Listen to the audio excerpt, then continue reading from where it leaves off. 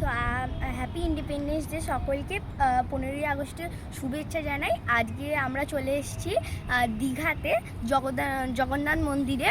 আর প্রথমেই বলে রাখি, আমি আমার মামনিকে খুবই মিস করছি। তো তুমি যদি ভিডিওটা দেখে থাকো অবশ্যই দেখো। তো চলো আমার সঙ্গে সঙ্গে তোমরাও দর্শন করো মন্দিরটা। তো জাস্ট বিউটিফুল।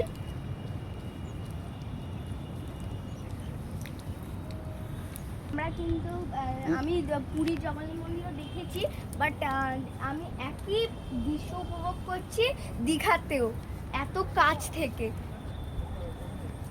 সো ফ্রেন্ডস, তোমরা ভালো করে দেখে নাও গোটা জগন্নাথ মন্দিরটাকে। সো দেখো, গোটাটা দেখিয়ে দাও।